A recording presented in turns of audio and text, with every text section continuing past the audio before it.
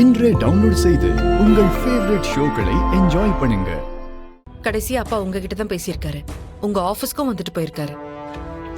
அதுக்கப்புறம் தான் அவருக்கு ஆக்சிடென்ட் ஆகி இறந்திருக்காரு. உங்களை எதுக்கு மீட் பண்ண வந்தாருன்னு எங்களுக்கு தெரியணும் சார். இவ்வளவு பெரிய கம்பெனிக்கு சிவராமன் எதுக்கு வருவாரு?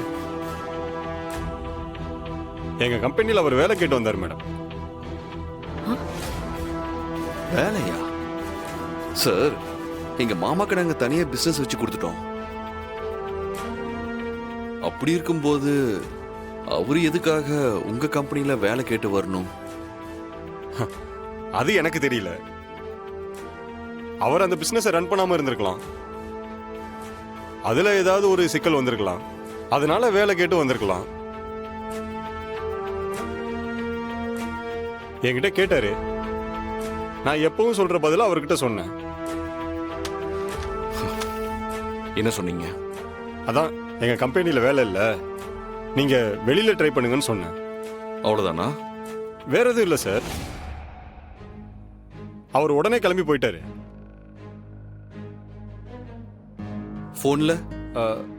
போன்லயும் இதே தான் கேட்டாரு.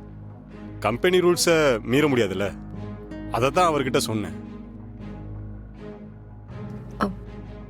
இல்ல, எங்க அப்பா ஒரு இடத்துல இருந்து வந்துட்டாருன்னா திரும்ப அந்த இடத்துக்கே போய் உதவி கேட்க மாட்டாரு.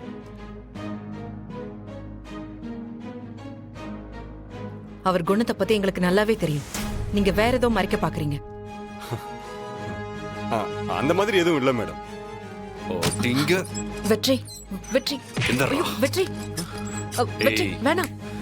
இங்க பாரு, நான் யாருன்னு உனக்கு நல்லாவே தெரியும். மரியாதையா உண்மையை சொல்லிடுறேன்.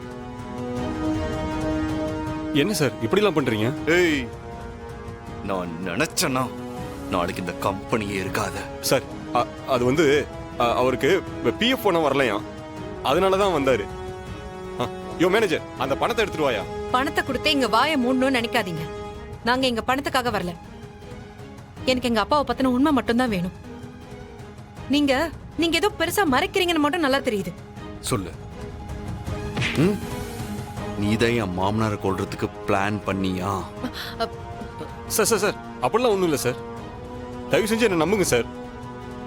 உங்க மாமனாரை நான் எதுவும் பண்ணல சார். அவர் எதுக்கு சார் நான் கொல்ல பார்க்கணும்? அவர் என் கம்பெனியோட நல்ல எம்ப்ளாயி. பண விஷயத்துல கொஞ்சம் முன்ன பின்ன நடந்துருச்சு சார். வேற எதுவுமே எனக்கு தெரியாது சார். ப்ளீஸ் சார் என்ன நம்புங்க. மேடம் நீங்களாவது சொல்லுங்க மேடம். வெற்றி விட்டுருங்க.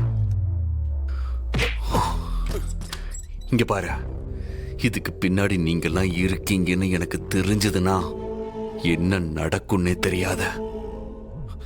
இந்த கம்பெனியவே தரமட்டமாக்கிடுவேன். மேடம் போலாம் வாங்க.